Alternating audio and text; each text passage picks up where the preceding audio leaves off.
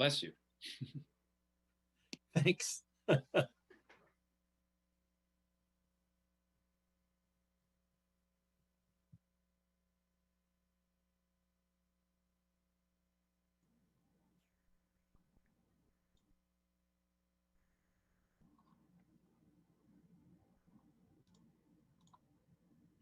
Okay, good afternoon, everybody. Thank you for joining us right now for this press conference.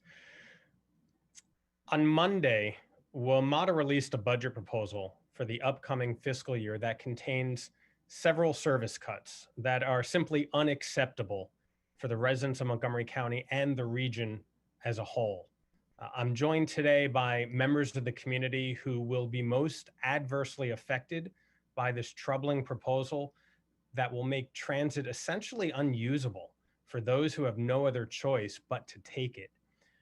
We know that access to robust and reliable public transportation is a measure of the community's commitment to social justice and economic vitality. It's our essential workers who rely on public transportation to get to their jobs, and many of them have shift work that requires them to commute early mornings, late nights, and weekends. And they're going to staff our hospitals, our grocery stores, and our nursing homes, just among many other places of business. A report that I recently commissioned from the Council's Office of Legislative Oversight showed that Montgomery County's ride-on bus riders are nearly 80% people of color, and 47% of the patrons reported an annual household income of less than $30,000 a year. These demographics of ride-on are essentially the same as the demographics of our Metro bus riders. They're nearly identical, and it shows the population that would bear the brunt of the proposed service cuts. We know that access to good public transportation is an issue of economic fairness. Before the pandemic, approximately 65,000 people boarded the Metro's Red Line every day at one of Montgomery County's 13 stations, and approximately 55,000 county residents rode the Metro bus within our county on a daily basis.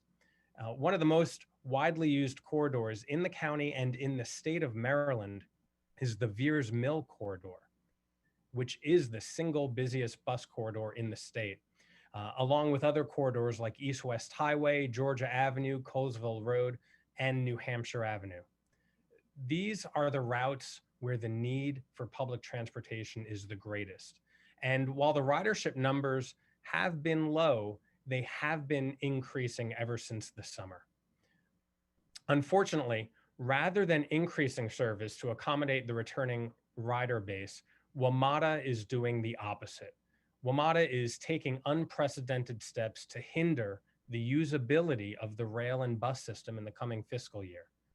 Among the various service reduction proposals they've planned are making sure the trains run infrequently throughout the day, closing the rail system at 9 p.m. on weekdays, and eliminating all rail service on weekends.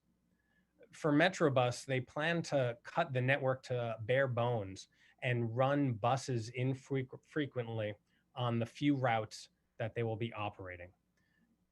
We know that WMATA is in this dire position because the federal government has refused to greenlight the necessary funding. Congress has not passed a relief bill since the spring, and we've seen a complete lack of leadership from the president. We need President-elect Biden and Congress to work together to pass critically needed COVID relief measures. President-elect Biden loves to ride the train, and I hope he'll continue keeping our trains and buses running for the hardworking residents who rely on them. We cannot, in good conscience, balance the budget on the backs of our frontline personnel. And so I'm now going to turn it over to a number of my colleagues who are here today because they know how important public transportation is in our community and how it affects so many in so many residents, particularly communities of color and those that are on the front line. And first, I would like to introduce Council Member Nancy Navarro from the 3rd District of Wheaton and Olney. Thank you, Councilmember Glass. You mentioned specifically the Veers Mill corridor, and it is a corridor that is contained in most of my district, District 4 that I represent, a district that is proud to have very many different corridors and an extraordinary population that is majority of color, with many people who are frontline workers and who rely on these services in order to get to work and in order to make ends meet. We know that this pandemic has absolutely overhauled all of our lives, but particularly those who are out there working in the front lines, those who are out there exposing themselves because they don't have a choice and have to go to work and rely very much on public transportation. This is really a disgrace. As a member of the Council of Governments, I raised my hand when the region came together to establish a fund because we all recognize that we all need to support and do our part when it comes to providing the necessary resources to ensure that this service is there for our residents. And so this is a really, really critical moment.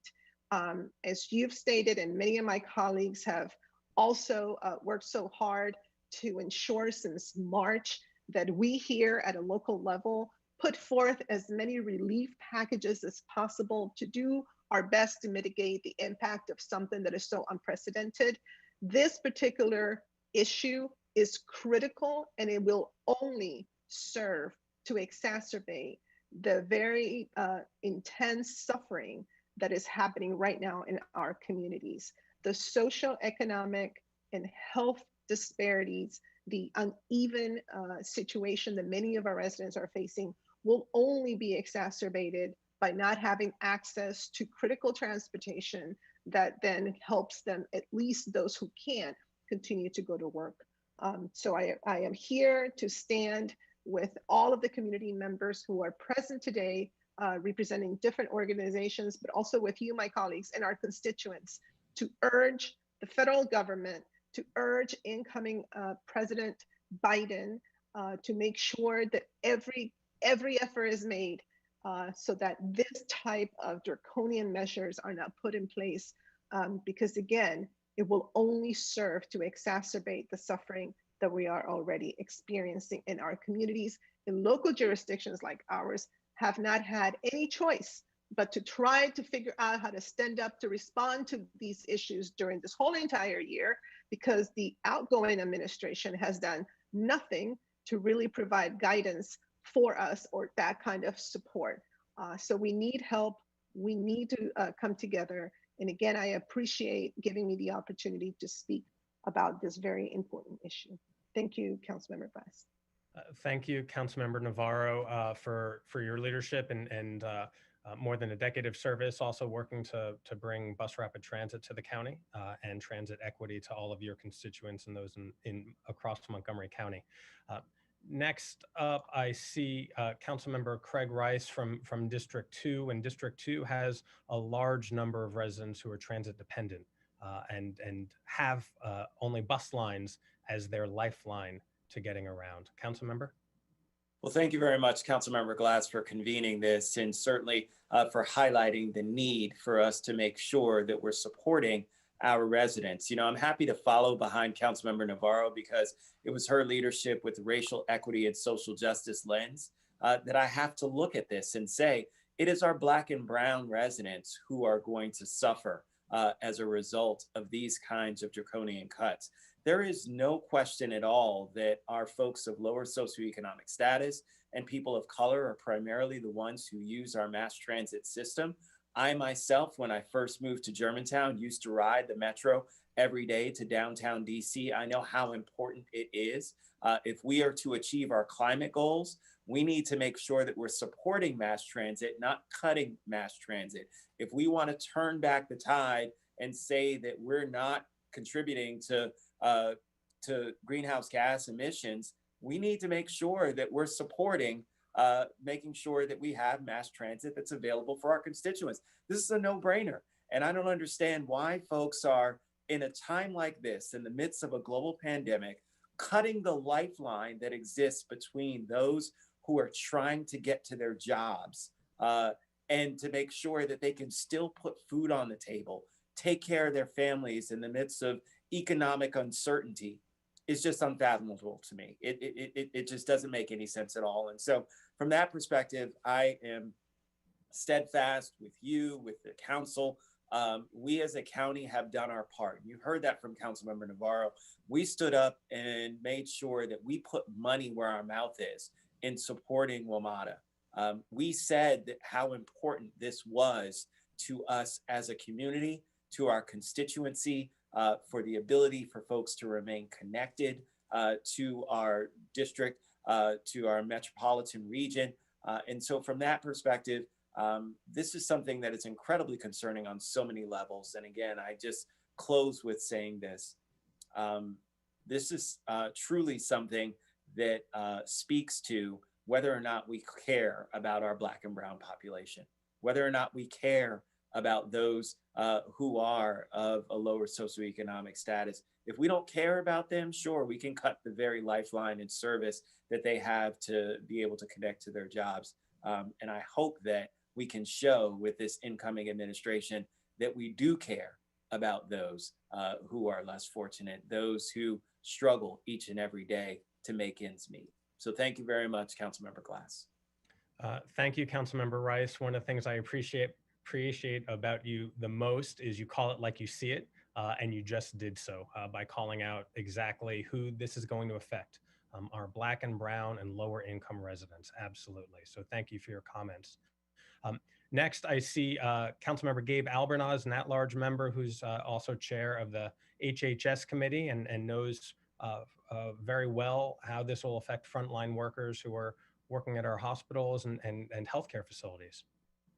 Well, thank you, Councilmember Glass, for convening this important discussion, because it's important to shed light and provide a face on the people who are so disproportionately going to be impacted by these very difficult decisions. I mean, we have to recognize that WMATA is in a tough spot, but I think that our message here isn't obviously just to WMATA, and I want to acknowledge our incredible congressional delegation who have been fighting for and pushing as hard as they can to get this administration to recognize the urgency and the critical nature of what is going on right now, because these reductions will not just hinder our local economic recovery, will not just hinder our local ability to address the public health needs of our community, which have been so disproportionately impacting our minority community, but we have the Food and Drug Administration, we have NIH, we have critically important federal services here in Montgomery County, and more than 65,000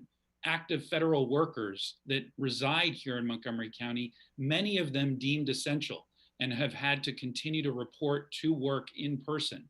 And so it's in the federal government's own best interest to ensure that our WMATA line and our partnership with our local jurisdictions in Northern Virginia, the District of Columbia, Prince George's, all across the DMV are united in the impact of this and the disproportionality on our entire country if our WMATA system does not have the support that it needs in order to be able to survive and bridge this extraordinarily challenging time and potentially come out of it hopefully stronger. So while the numbers, as you indicated, Councilmember Glass, are low right now for obvious and understandable reasons, we must take the long view on decisions like this because they're going to have a long-standing impact. So I appreciate and associate myself with the comments made by my colleagues so far, and I look forward to hearing from other people who will be impacted by this even more directly. Thank you. Thank you, Councilmember Albornoz, for further highlighting the regional approach, the federal approach, state approach, and local approach, because it is an all hands on deck, and we have to work as a region across borders and across jurisdictions in order to make our community and our economy run. So thank you for those comments. I also see Councilmember Will Jawando, a resident of East County, and knows firsthand how these cuts will hurt his own neighborhood and his own community as well. Thank you, Councilmember Glass, and to all of my colleagues, Councilmembers Albornoz, Navarro, and Rice. I don't think it's an accident.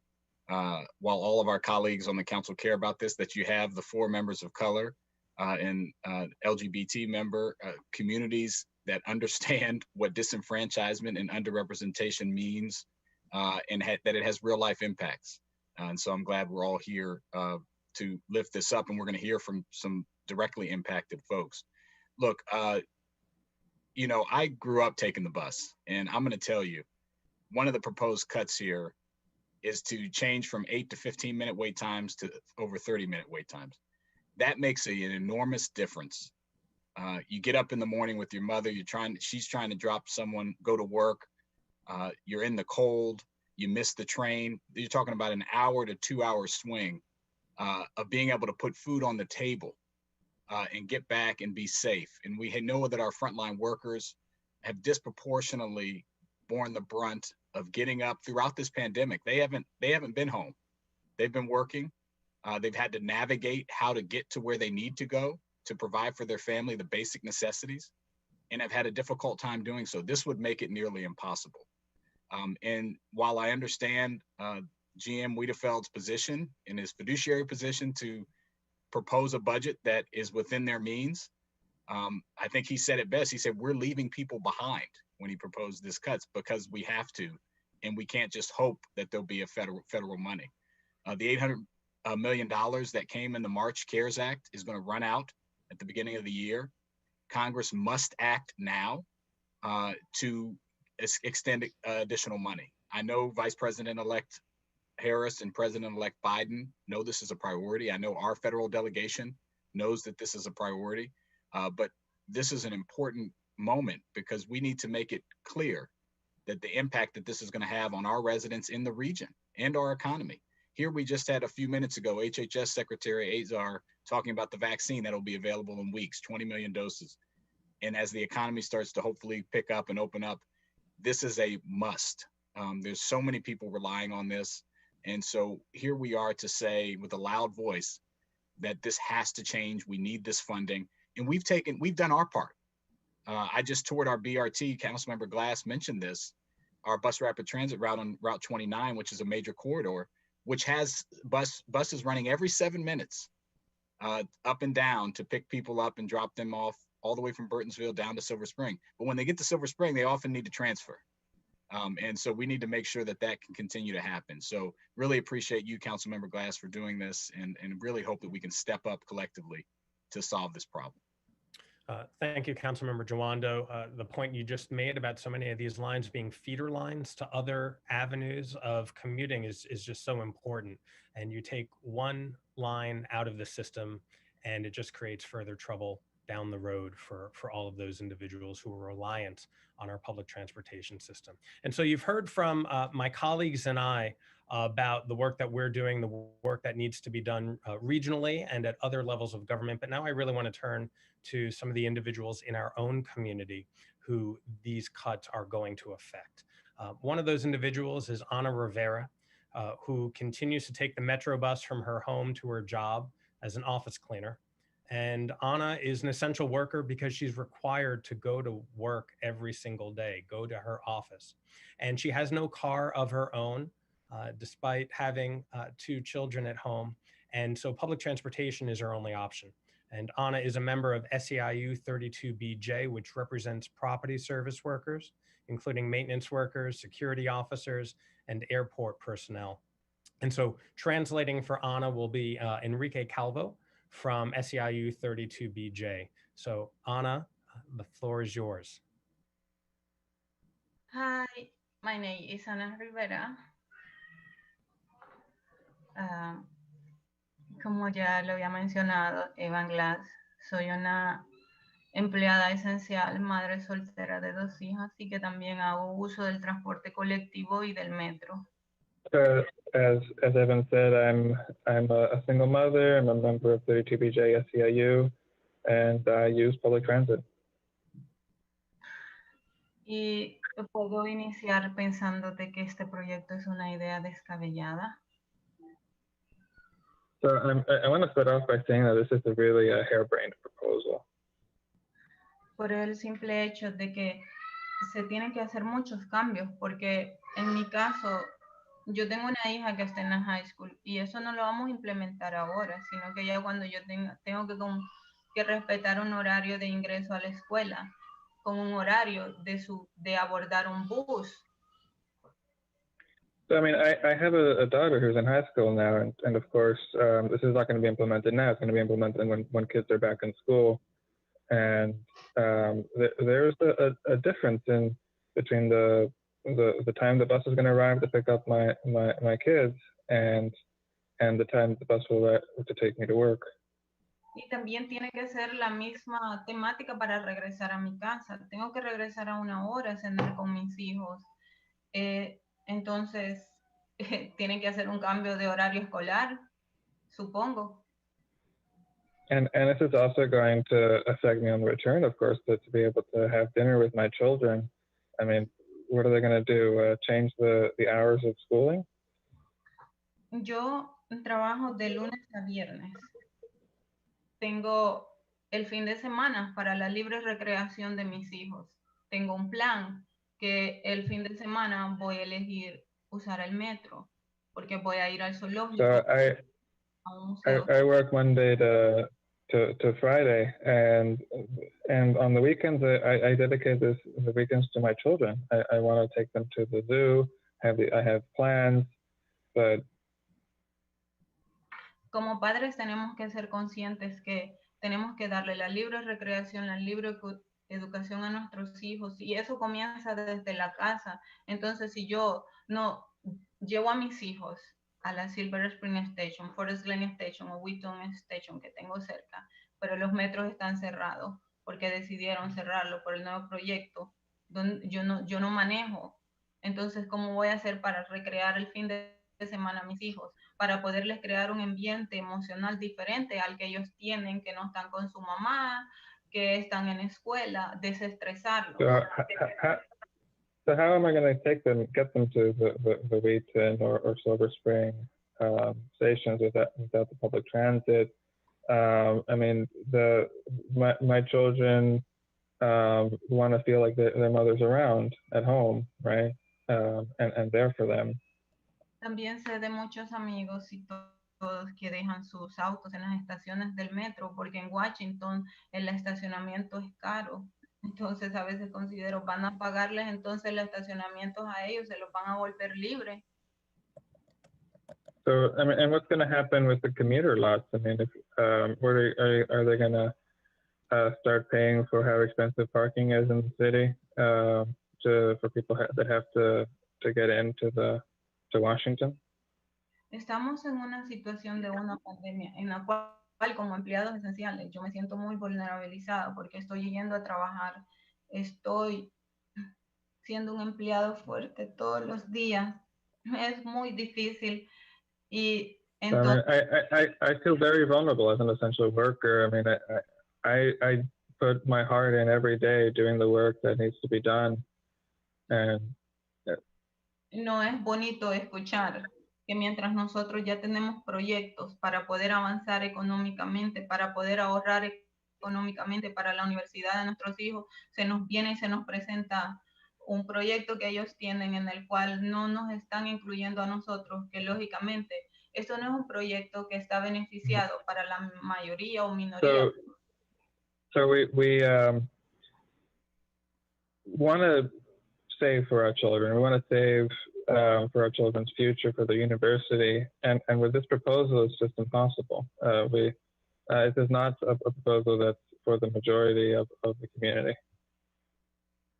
No siento que beneficie a la comunidad, a la familia, ni a la sociedad. Ya tenemos muchos problemas de sí que tenemos que luchar por sobresalir, por llevar la comida a la casa y luego con una problemática. Siento que eso es descabellado. It won't help the community. It won't help the family. It won't help society. It's already hard enough as it is to travel to pick up food and bring the food back home. Tengo una compañera en mi trabajo que toma 2 buses. Tengo otra amiga que cuando yo vengo en la noche de trabajar, ella viene de Washington y se baja en Silver Spring Station porque viene en el tren y aborda otro bus. Con todo esto nos van a crear un caos, nos van a crear un problema. yo no veo que esto sea por ayudar a la economía. Eso no es bueno. Right. I mean, I have a coworker who has to make a transfer on the buses to get to work. I know people that have to come back to Silver Spring Station on the train at a time when the metro would be closed under this proposal. Sé que como concejal, sé que todos están intentando decir que esto está mal, realmente está mal. Como madre se lo digo, yo necesito llegar a mi casa a las 9:30 más tardar porque mis hijos me están esperando, inclusive a esa hora para cenar, para preguntarle a mi hija cómo estuvo su escuela. And I know that all the council members on this call are with us, that you're all against this proposal. I need to be able to get home to feed my children and not have them worrying about and calling me asking why haven't I gotten home yet. Sé que ese es mi problema, pero también es problema de las demás personas, crear una sociedad. Yo estoy intentando que mis hijos sean los entes de la sociedad, los profesionales de la sociedad. Y con esto yo no siento que nos están ayudando, nos están cortando los pies y las manos. And I know this is a personal story, but I mean, I think for everybody, you want to have mothers preparing for the future, preparing their children for the future, and being there for their children. With this proposal, it becomes very difficult. Deberían de saber que muchos padres van a llegar a su casa anoche, no van a poder hablar con sus hijos, no van a preguntarles cómo estuvo su día, no van a poder saber nada, no van a poder tener reuniones familiares porque ya estamos corriendo con un horario, estamos buscando como yo mejor que nadie puedo decirles que es quedarse 1 hora y media bajo la nieve esperando un bus, esperando un tren. Eso es horrible y mi hija me está llamando porque soy su mamá, porque su papá falleció hace años, entonces ella siempre está pendiente de mamá y está preguntando, mami, ¿a qué hora llega? Son las 10, 11 de la noche, mi hija no se va a dormir preocupada por mí, entonces no quiero crearle esas preocupaciones. No, y entonces eso siento para mí, honestamente, esto me vulnerabiliza mucho. So it affects me a lot. I mean, I remember one time already with the metro system as it is, having to wait an hour and a half for the metro to come, for the bus to come in the snow. And it's just, And Anna, thank you very much for sharing your personal story with us. You and I have had the pleasure of speaking over the last number of months as we've checked in with each other, and I'm glad to see that you are healthy and safe and that you continue to be employed and caring for your kids, I hear in the background. And so we'll continue talking to make sure that you and your family are protected and that you are treated fairly and equitably as we move forward during this pandemic. So thank you for being with us this afternoon. Councilmember Glass, can I just add something very quickly, because I wanted to also share some of the things that to me were so important that Anna was talking about. You know, she mentioned several times that she is committed to making sure that her children are able to become professionals, to become productive members of our society, that she needs to be home by 9:30 to be able to get home, prepare dinner, make sure everybody ate, but also to make sure that her children have done their homework, that they have been able, that she has time to connect, and how difficult it is as a single mom because her husband passed away, to do all of this for her children. And I wanted to just point that out because sometimes many members of our society become invisible, and there are particular myths about our working class communities that somehow parents are not interested in their children's education, or there's somehow because you may be a blue collar worker or a frontline worker that you don't have this sense of responsibility. And I think that she exemplifies the effort that a single mom has to make in order to get home in time, to be there and do all of those things that some of us take for granted that we just do for our children. And I wanted that not to get lost as she was describing it, because it speaks volumes. She represents so many people in our community, so many women who are out there doing extraordinary things. But if they're not able to have access to these type of public transportation, they will not be able to do that for their children, for their family. So I just wanted to add that because it was something that really struck me that she talked about, and I think it's important for everybody to also to hear. Muchas gracias, Ana, por tu testimonio. Beautiful. Thank you for uplifting her words and her story. And as the child of a single mom who worked 2 jobs, gracias for everything that you do. And so moving from Ana, I'd like to now introduce another type of essential worker. And from cleaning offices to moving to a career that's also on the front lines, putting themselves at risk while keeping us all safe, are our healthcare workers.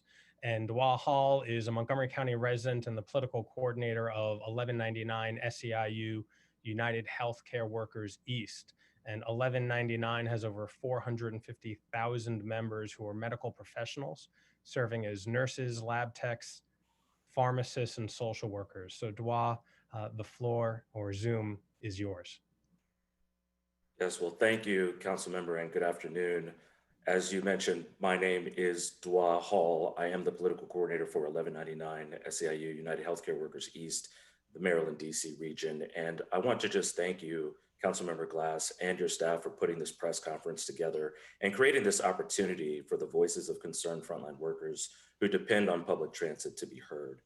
Over the past 9 months, 1199 SEIU members have been on the front lines of this pandemic in hospitals and long-term care facilities, witnessing tragedy and death day in and day out, some of them losing coworkers, but still, they have been at work every day, while many of us had the ability to adjust our work routines to work from home or work remotely. For many of our members, the only way they've been able to maintain their schedule is because of public transit, the buses and trains that continue to run, which allow them to provide outstanding care for their patients and for our community. As the council members and my sister from 32BJ just mentioned, these proposed cuts will destroy the ability for caregivers to do what they do best because they will no longer be able to get to their facilities. And the disproportionate number of people of color who work frontline jobs that will now have to make tough decisions about going to work or not because of the cost to get there will devastate Black and brown communities. Also, the disproportionate number of people of color who rely on Metro to get to their health providers will also suffer. They do not have work from home options. They do not have the ability to change their schedules to leave work before the train stops running. And what are they to do on weekends with complete shutdowns of weekend services that have been proposed in these cuts? We're talking about employees who, some of them barely make above minimum wage and can't afford to use rideshare services both ways to and from work. And they have no other option because of long commutes into or out of Montgomery County. This hits home for me personally, as my wife is a frontline caregiver who works at the clinical center at National Institutes of Health. She takes a bus from our community in Gaithersburg to Shady Grove Metro Station, where she catches the Red Line to Medical Center Station. She does not always take Metro. Sometimes she drives, but everyone does not have that option. And my fear is that her bus route may be one of those that's cut, which would remove that option for her as well. The stress of traffic, parking, and the cost of gas will put an added strain on her and on our household. And it also will stress thousands of our other commuters who depend on Metro bus and rail to provide for their families. It is imperative that WMATA receive the support it needs for the sake of our workers, our healthcare, and our financial stability. This cannot wait. Congress must act now. Thank you, Dwa. You're absolutely right. Congress must act now. And again, we are hoping that President-elect Biden is able to work with congressional leaders and do the right thing and pass another COVID relief measure that adequately provides funding to local governments that are on the front lines and also to our regional institutions, transit organizations like WMATA, so that they can keep functioning and helping all of our residents who are in need. So Dwa, thank you for everything that you and your members are doing in our healthcare facilities. Next, I would like to welcome Ashanti Martinez, who is here representing CASA, one of the area's most powerful Latino and immigrant rights organizations. Ashanti. Thank you, Councilmember. Good afternoon. I'm Ashanti Martinez from CASA. Our mission at CASA is to create a more just society by building power and improving the quality of life in working class and immigrant communities. We believe that the proposed 2021 budget cuts by WMATA will severely impact the lives of our members. We join everyone here today in demanding WMATA find more innovative and creative ways to hold off such drastic cuts to service. We also demand that our federal leaders in Washington stop the partisan bickering and pass a second stimulus package that will provide WMATA the funding they will need to operate. These dollars are critical in helping sustain and preserve the transit needs of immigrant and working class communities. For the last 9 months, our members have been the essential workers who have been at the forefront of keeping our economy running and deserve more transit options, not less. We recognize that ridership is down, and because of changes in workforce trends may never return to pre-pandemic levels. But understand that if service levels are cut, it will force many of our members to find other means of transportation, have to make really hard choices like whether or not to use rideshare apps like Uber and Lyft that will replace the once more cost-effective bus service. And about 7 of the 10 top transit-dependent state legislative districts, according to the American Community Survey, are located in Montgomery and Prince George's County, the 2 service areas that WMATA has in Maryland. Essential workers have put their health on the line to provide for their families. And it's time we invest in the transit infrastructure necessary to make sure navigating our region is easier. Lack of transportation is often a barrier to opportunity. And these cuts to service will have major impacts as we look to rebuild and reopen our economy. Provide jobs to those who are currently unemployed. WMATA and federal leaders, we ask that you meet the moment and provide the necessary funding to keep Metro's doors open. Essential workers have been doing their job, and it's time you step up and do yours. Thank you. Thank you very much, Ashanti, for everything that you and CASA are doing. We're now about to turn it over to some of our transit and smart growth activists who will share with us how important transportation is in the region. But I see that the chair of the Fed committee has joined us. So I'd like to welcome Councilmember Hans Riemer to make a few remarks. Thank you, Evan. I really appreciate your convening us today. It's very timely. I won't add much other than to say, this is why we have a federal government. There's no way that local governments can possibly bail out the crisis that is facing transit systems all across the country. And Metro is a really prominent example. And hopefully, President-elect Biden will be able to pull Congress together and enact a new package. But we need a national transit strategy to fill the gap during this pandemic, which is obviously driving down ridership. And we need sources of revenue to help bridge us through to next year and maybe the next several years as ridership will return thanks to the deployment of vaccinations and a general return to normalcy. So it's an urgent time. Metro has, I think, made the stakes very clear for this region, but this region does not function without Metro. Whether you are a scientist commuting to a lab in Rockville from Bethesda or DC, or you're a building services worker commuting on the same pattern, you need Metro. You need Metro, whether it's rail or bus, in order to get to your job and make this economy and this county and this community work. So we need the federal government to step up and work with our state leadership and bring us a solution. Thank you. Thank you, Councilmember Riemer, and you're absolutely right. We do need a federal transit package. The president-elect is probably the highest profile train rider that we've ever had in the White House, aside from maybe the whistle-stop tours of the years gone by, but he needs to make this happen for all of us and other transit agencies across the country as well. And so speaking of transit, I'd like to introduce Ben Ross, who represents the Action Committee on Transit for Transit. which is a grassroots organization advocating for transit here in Montgomery County. And he can talk about the rider experience and the state of funding that is needed for WMATA. Ben. I'm Ben Ross. I'm very glad to join everyone. I just want to put some meat on the bones of the horrible cuts, catastrophic cuts that are being proposed. One example, there will be no bus service from Montgomery County to the University of Maryland in College Park under this program. So if you've worked to get your kids into and succeeded and they got into Maryland, they won't be able to get there without a car. Second, let's look at the practical effects of shutting down the Red Line at 9 o'clock. The last train from Bethesda would be at 8:40, the last train from Rockville at 8:20. In order to, a restaurant employee would need to clean up after the restaurant closes and then walk to the station, which is a little bit of a walk in downtown Rockville. So that means, as a practical matter, a restaurant would have to close at 7:30 in Rockville and 7:45 in Bethesda. You can't run a restaurant if it has to close every night at 7:30.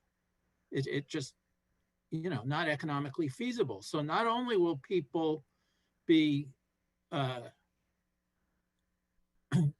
be losing their jobs. Just at the time when the economy should be recovering next July, when we start getting mass use of vaccines, the restaurants that have suffered through all of this, instead of being able to recover, will be in danger, will get this new blow. This proposal is so catastrophic to the region that it simply cannot be allowed to stand. Thank you very much, Ben, for putting some more context into what these cuts will mean for other residents, for students, and for our local economy. You're absolutely right about the service industry and the residual effects thereof. And so, thank you for all of your advocacy over the decades, Ben. And then last but not least, I'd like to turn to Jane Lyons, who is the Maryland Advocacy Manager at the Coalition for Smarter Growth, so that she can speak about the impacts that these cuts have on our regional economy and our workforce. And CSG has been pushing Congress for months to pass critical funding for transit that would stave off these cuts and put WMATA in a position to get the region moving again as we emerge from the press conference next year. And I will say that Jane is our last speaker, so that any members of the media, if you have a question for us, please go to the Q&A, and then when we're done with our remarks, we'll call on you in order within the chat box. So Jane, floor is yours. Well, good afternoon, and thank you so much to Councilmember Glass for inviting me to speak. I'm here today because the proposed cuts to WMATA, as everyone has said, would be absolutely devastating to our region, to our economy, and to the families that live here.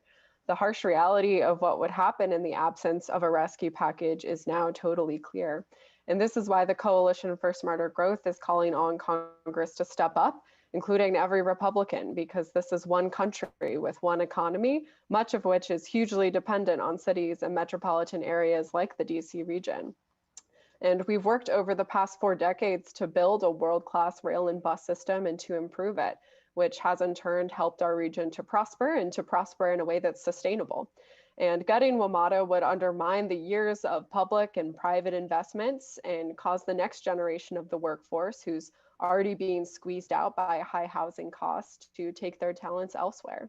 And in addition, this would have a disproportionate impact, as everyone has said, on the essential workers upon whom our healthcare, food distribution, and other essential services depend. But we shouldn't also let state and local officials off the hook either. We can't afford to continue with wasteful, sprawl-inducing road expansion boondoggles. We must maintain and operate what we already have and save the backbone of our region's success. We also call on state and local leaders to maintain and not cut locally operated bus systems, because if national leaders don't step up to save WMATA, our local bus systems will become even more of an essential lifeline than they already are. So thank you so much to the Montgomery Council for being such strong allies of transit. And it's clear that there is no return to normal, no building back better, and no economic recovery without a healthy transit system. Thank you. Thank you very much, Jane, and for you and your colleagues at CSG and the new effort that you all are working on for a better bus system here in Montgomery County and regionally as well. This is all well timed, and we'll need your voice now more than ever moving forward. And so, you know, in closing, you've heard that these metro cuts will be devastating for our essential workers and those who rely on public transportation to do everyday activities like going to the grocery store. Our lower income residents have been hit hardest by the health and economic crisis, and these service reductions will only present another setback to their economic recovery. And I'll end on this before opening it up to questions. President-elect Biden and Congress need to work together to provide assistance to WMATA and all the public transportation agencies across the country that are providing essential services to our essential workers. We need the relief, and we need the relief now. And so with that, I see that there are some comments. So Brianna from Bethesda Beat, we will open up your mic so that you can ask your question live.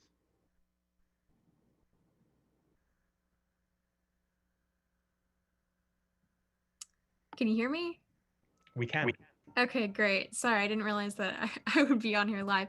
So yeah, I had a few questions. First, if these cuts to go forward, is it possible for the county to add more ride-on buses potentially?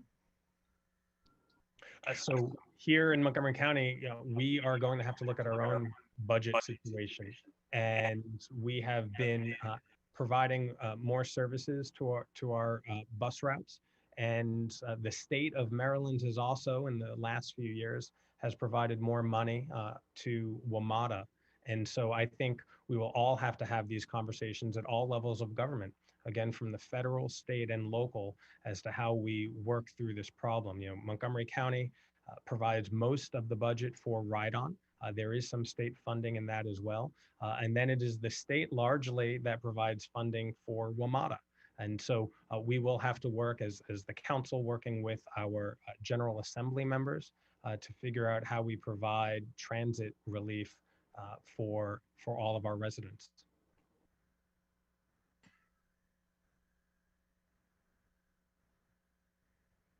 Oh, I think I'm back on, right? Okay.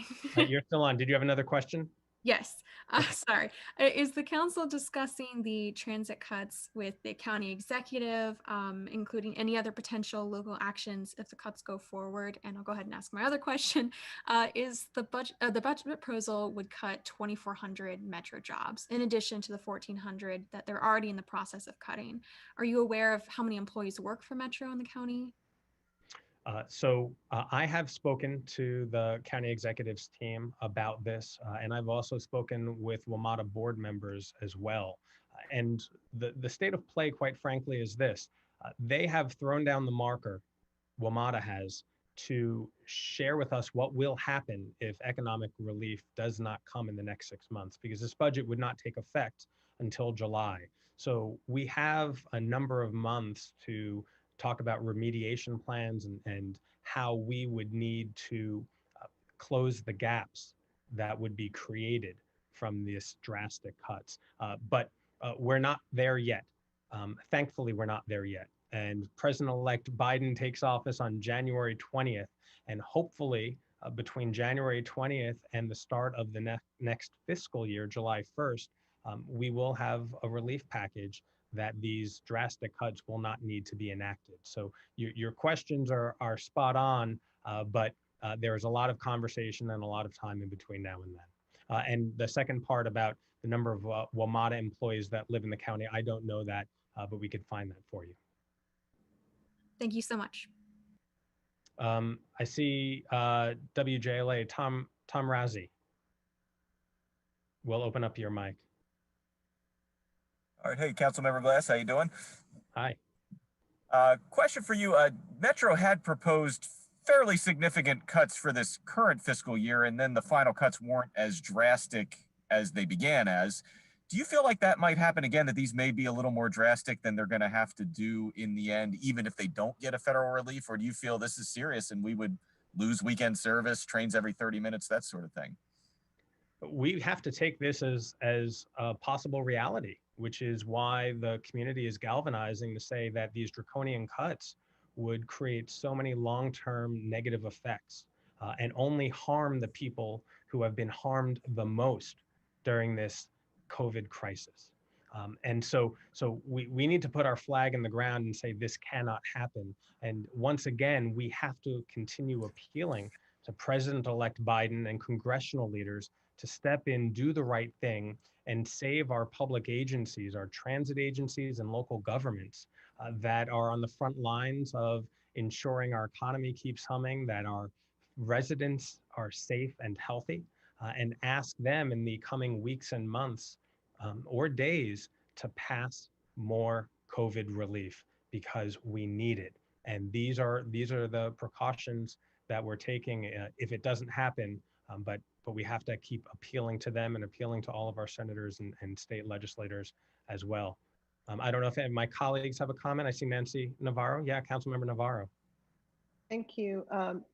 The one thing I will add is that the reason why for me this is such an important topic and an urgent topic that we do need to take seriously, it's because of the circumstances. We know that in the past, Metro has always expressed and has recognized the need for additional resources. I mentioned earlier that the region came together and put together a particular fund because we understand that we have to do our part. But we are facing not only a health pandemic, obviously, but also a fiscal crisis. And that is why I'm taking this very seriously, because I do understand the situation that they are in and how unprecedented this is.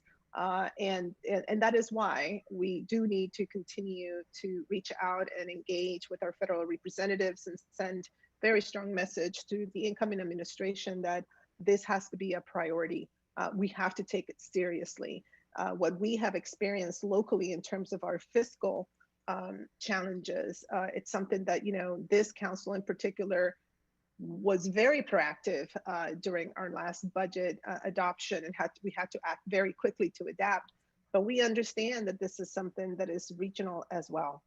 So just wanted to answer that question about whether this is for real, if you will, and I think given the unprecedented nature of this pandemic and the fiscal impact, I do believe we have to take it very seriously.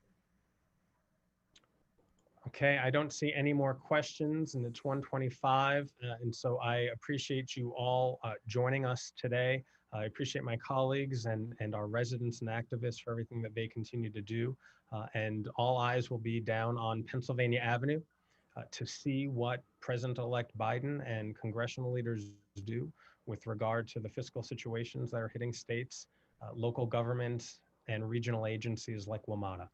So thank you all for joining us today, and we'll continue this conversation as it warrants.